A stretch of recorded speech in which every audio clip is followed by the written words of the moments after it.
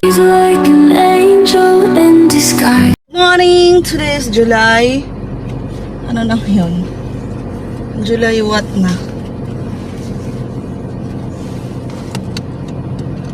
July 3? July 2. July 2. And yes, we're going to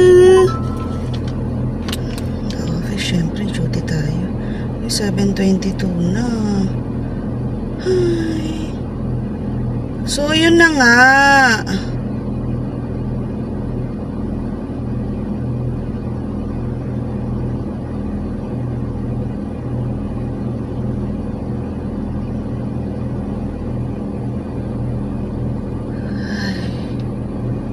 Alam nyo, alam ko, alam nyo din lahat.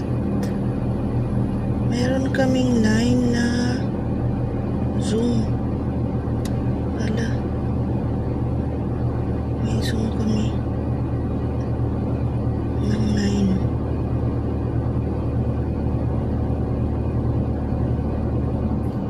9. So, ano yan? Sana ba yun?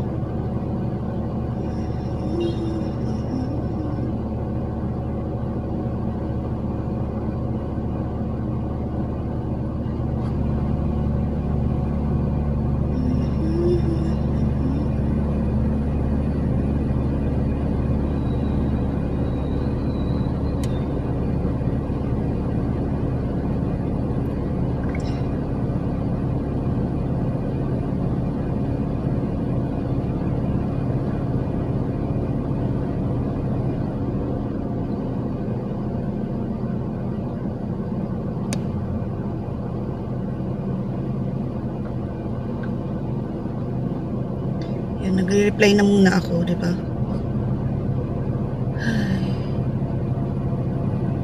So, Limby, ano na? May ilaw ka na ba? Alam mo yun, bakit nawalan ka ng ilaw? Di ko alam bakit nawalan ka ng ilaw. Fix ko lang yung ating stand. Oops! Ay! Wag naman ganun. So, let's go. Nakaano na yung ating cam. Pag bumigay na yan, walay na. So, let's go. Let's go, girl. Let's go, girl na ho. Uh-oh. Uh-oh.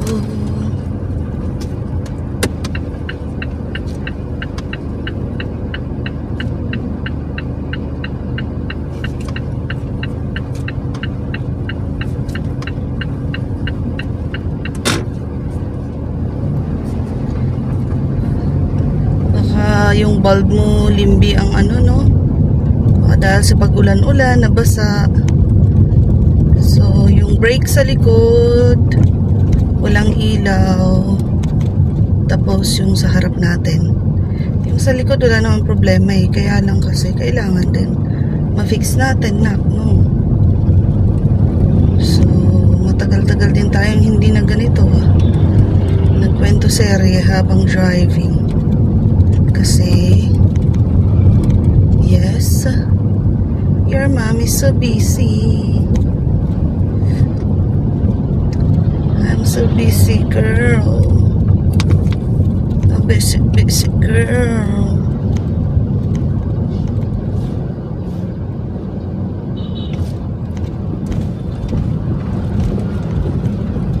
I'm busy, girl.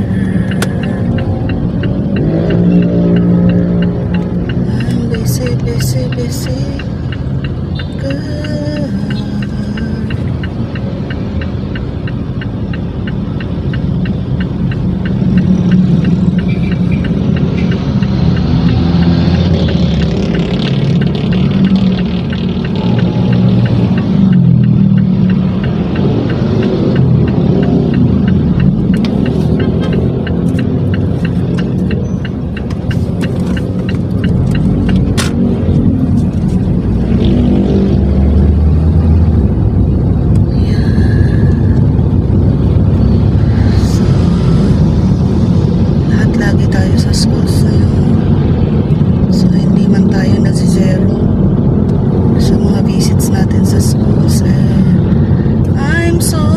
so happy about it. Ang saya pala noon yung hindi ka nagmamadali sa pagle-lecture kasi you got the time. At wala ka pang susunod na schedule. So, kahit mag-stay pa ako sa school na yun, wala. Kahapon parang it's a long day kasi ano bang nangyari ulit?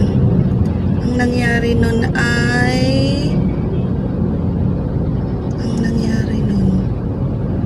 kahapon.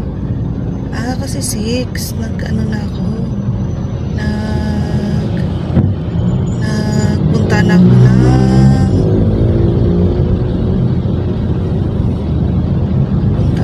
ng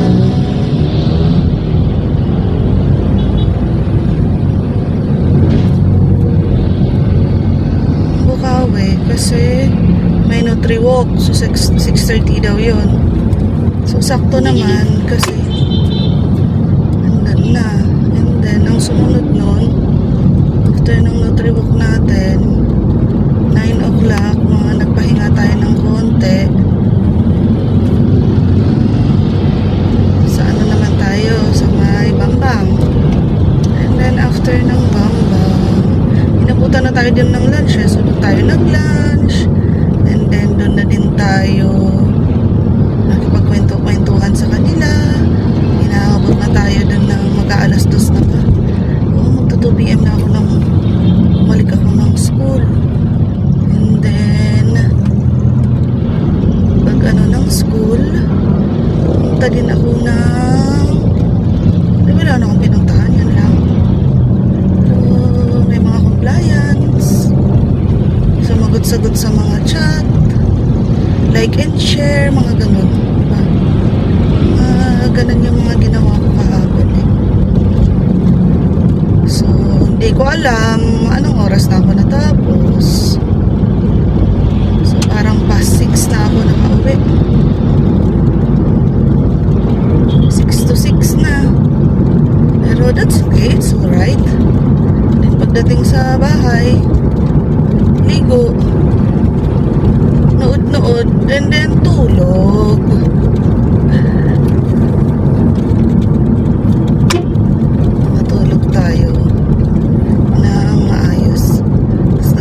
Kanina past 6 na, pero okay lang, at least nakapaglaba pa ako, nakapagpakain ng aking mga fish das, and then after magpakain ng mga fish das ko, ligo, and then ito 7:22 na tayo nakasakay dito. Kasi ganun naman talaga, diba? Ganun ang buhay. Another pakikibaka, another day na naman. Pero I love my job. Na-enjoy ko naman siya. Siyempre naman. Na-enjoy mo naman.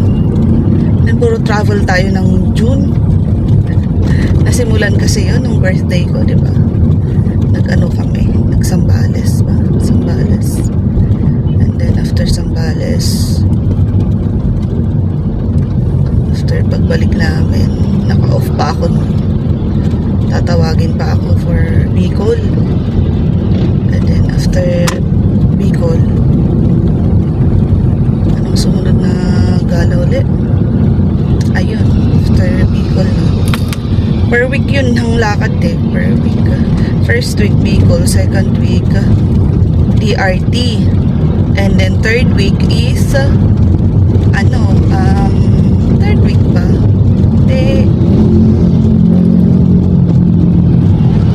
First week ba or second week? First week. Hindi first week yun eh. Yung Bicol. And then second week yun yata ang wala. And then third week na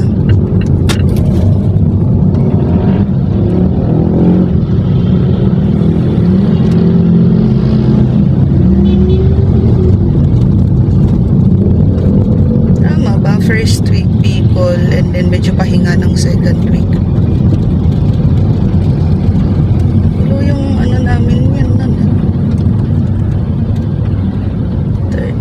DRT and then sumunod ng DRT. Kailan ba ako tama, June din yun. June 28 nga yung namin eh. June 28 nga yung punta namin ng Nueva Ecija. Nagdala nung bata na rescue para sa Home of Girls, and then nasundan yun ng Zambales nung birthday ko, 29. And then pagbalik, naka-off pa ako noon. Tinawag ako kasi may rescue, Bicol. So napunta kami ng Bicol first week, and then second week ayan, medyo pahinga naman. Tapos third week, yun na yung DRT. And then after DRT, naman kami, anong tawag dito? Zambales ulit, Bundukan. Yun, di ba? Fourth week na yun. Third and fourth week. Second week pa lang, medyo wala tayong gumawa na tayo ng mga kaso-kaso dun kasi. Yun lang. So, the whole month of June is, ayan, travel. Ang inyong lingkod ay laging nag-travel. 2 days. Kasi ang ang Bicol namin, anong tawag nito? Parang 2 days din ang nun eh. Parang 2 days din ang na-consume nun eh. Kasi umalis kami ng madaling araw ng 2 p.m. ba? 2 a.m. Tapos nakabalik din kami mga alas 12 na. Madaling araw. Na-consume din namin na 2 araw. 84 hours. And then yung DRT 2 days talaga yun. Friday, Saturday naman yun. And then next yung Bundukan, Saturday, Sunday. So yan lang naman yung ating mga ginawa.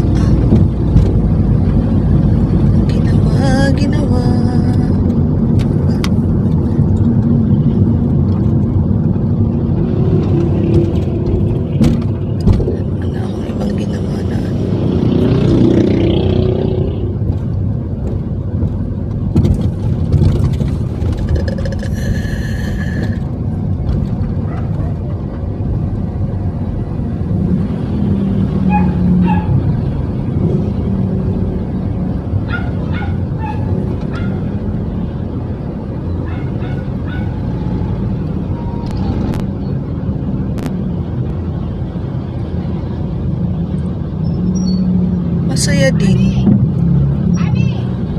It's masaya. Ngayon, July, activities again. Nutrition month. Ganun.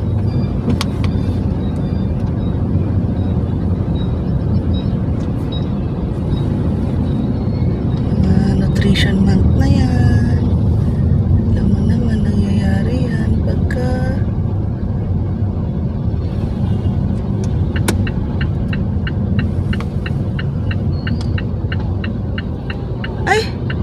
mali. Oh my gosh. Sana magpa-park.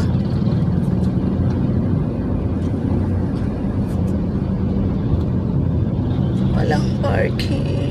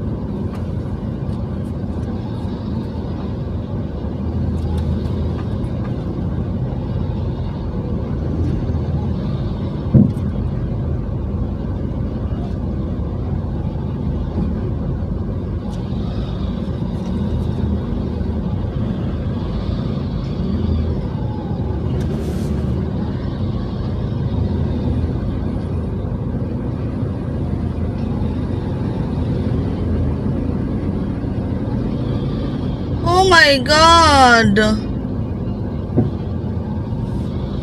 Wala. Ginawa naman ng tindahan yung parking. Oh, hindi pa sila nagpaalam? Hindi ko nga alam eh. Puno pa naman dito sa ano. Kaya nga eh. Sarado po yung simbahan eh. Sarado yung simbahan. Oo. Ay dapat doon.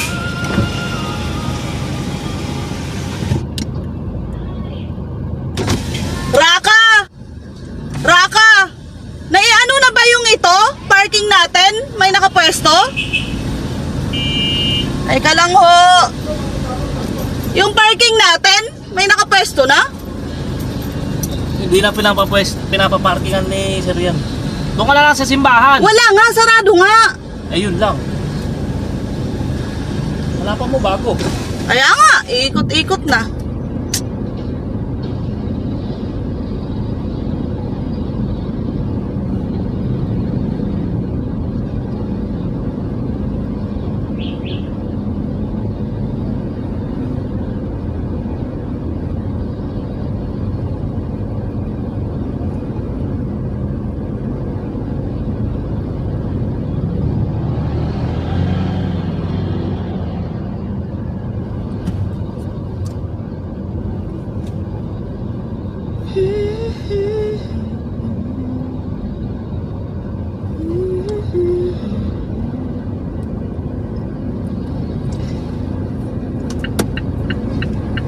Ayun, na-open.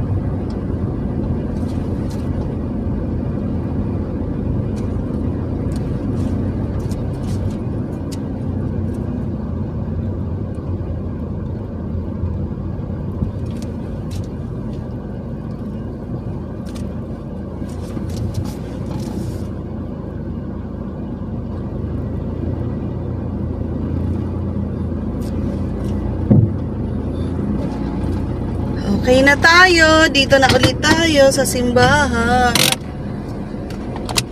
Okay na ba? Tingnan ko nga muna.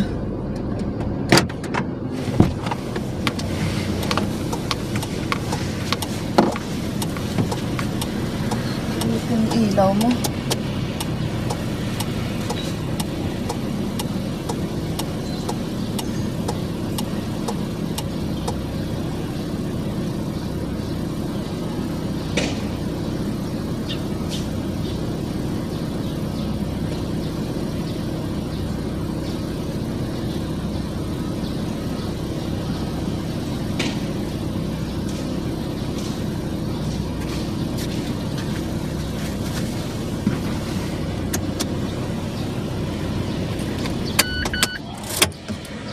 So that's it. Dito muna tayo. Ha, Limbi. Be good. Para po maging maliwanag po. Una po, ang ating SGC elected co-chairperson, kung sino po yung ating barangay captain. So siya po ay si Cap April.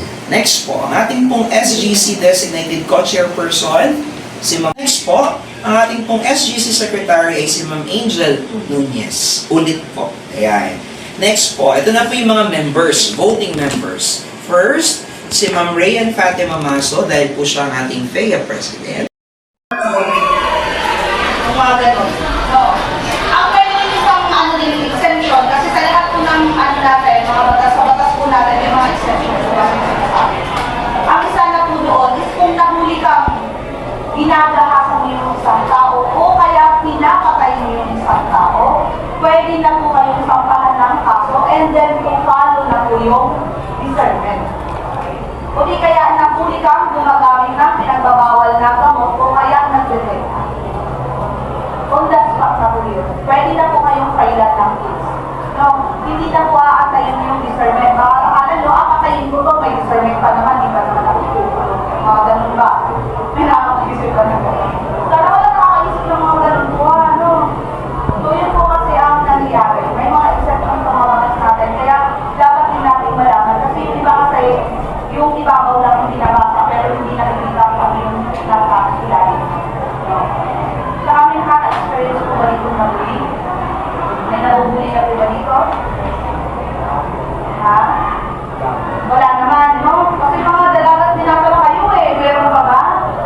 Wala naman siguro naiingit sa kapwa dito, sinisiraan, gagawa ng ibang account, tapos sisiraan yung kapwa. Wala naman po. Sana lahat ng maiisip ninyo sa maganda, no? Sa positive side, hindi yung nakita mo yung cellphone ng gamit mo bago, anong gagawin, nanakawin. Sige, itatago dahil sa inggit. Huwag yung kairanin yung inggit. Dapat ang kairanin ninyo, pag ganun may nakikita kayo, isipin nyo, ay, dapat mag-aral ako mabuhay para pag nakatapos ako na yung magandang trabaho kahit 10 cellphone na puro bago, magiging ito. Dapat ganun, no? At saka kung nahihirapan tayo sa buhay, ito lang ang baon, walang bagong sapatos, bag, o kaya magamit lang sa school, i-recycle mo lang yan. Dapat maging ano yun sa'yo. Dapat maging push yun sa'yo. O kaya yun na, sabi ko, mag-display na positibo. Na, itong mga nangyayari sa akin na kung nahirap, dapat hindi madanas ito ng aking pagiging anak. Hindi kaya dapat itong nahihirapan ako ngayon, dapat maging ano, dapat hindi doon. Mahilang taon po yung ano. 15, ay mga 15 na. Sino ang pinakabata? May 14 po ba? Pero dito 14. Sino po? May 14. May 14, okay lang din naman. So, ang isi-share ko kasi is yung, ano ba ang makanan nyo? Ang pagkakaalam ninyo, pagka kayo sa mga edad ninyo, nakakasuhan ba kayo? Nakakasuhan, hindi.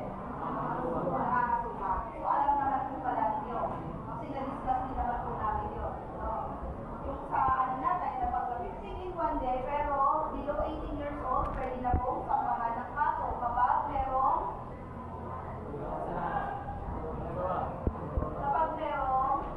nagawang kasalanan, ano ba? Kapag merong discernment. Discernment kasi ang pinakamahalaga. Kasi kung wala kayong discernment, hindi po kayo pwedeng sampahan ng kaso. Ang discernment ngayon, ipapaliwanag ni Ma'am MSWD mamaya kung ano yung discernment. Yung discernment po kasi ngayon, sa kanila po namin nakuha. Pagka may discernment ng isang bata, 15 in one day, pero below 18 years old, yun, pwede na po namin yun gawan ng demanda at ipapalitulong biktima sa malolo. Pagka meron kayong demanda o merong kaso na naisamba po sa inyo, dapat po ang gawin po ninyo ay sumagot sa bilang na mapapagapon sa inyo. No? Kailangan mo sagutin mo ninyo. Adolescent kayo, no? Sa Dani, kayo ay mga nasa adolescent grade na. Mga ilang taon na nga kayo ulit? 15, 16. So, katulad ng sinabi ko ng ating police, Ma'am Ricos, kayo ay meron na tinatawag na criminal liability. So, maaari na kayo sampahan ng kaso. At bukod doon, meron pa kayo ng tinatawag na civil liability. So, under kaso na naman yun, diba?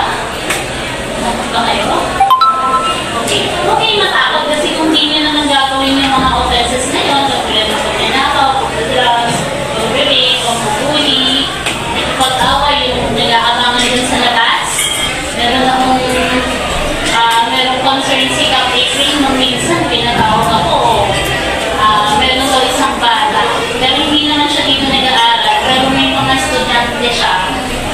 May mga estudyante na dito nag-aaral, pero pinaabangan ng bata sa labas. Diba? So, masama kasi yung gano'n. Kapag nagkaroon kayo ng pagsasakitan at nagpa-medical check-up yan, napagkakayan na ikaw ay nagkaroon ng physical harm, nasaktan mo siya, pwede kang kasuhan ng physical injury. So, yung sinasabi naman kanina ng ating police na discernment, yun po ay isang tool, assessment tool, na ginagawa ng aming opisina, or yung ating yung Juvenile Justice Welfare Act. Kung narinig ninyo, narinig niyo ba yun sa TV? Lalo nung after nung shooting sa Tacloban, di ba? Sa mga Facebook, sa social medias, sa TV, laging pinag-uusapan yung Juvenile Justice Welfare Act. Narinig niyo ba siya? Na ang gusto nila ay ibaba yung edad ng pagpaparusa. Dapat kasi 15 years old, sabi nila. Gusto nila ibaba ng 12 years old. So imagine that, at the age of 12 years old, kakaroon ka na ng kaso. Diba? So ngayon yun, doon siya nag-call. At once na patunayan na ikaw man talaga ay positive na nag-irate, magawa mo ang offense na yun, so surrender ka sa amin, at pagdating sa amin, ilalagay ka naman namin sa isang rehabilitation center. So pagdating sa rehabilitation center, hindi naman yun parang kulungan, pero madaming rules. Madami ang dapat sundin. Kung sinabi mo gising ng 5 a.m., matulog ng 8 p.m., kailangan lahat kayo sa business sa duty. Kayo ang mag-aasikaso ng sarili nyo, magluluto, maglalabas, maglilinis. So, nagawa niyang strict guidelines ng PCPO.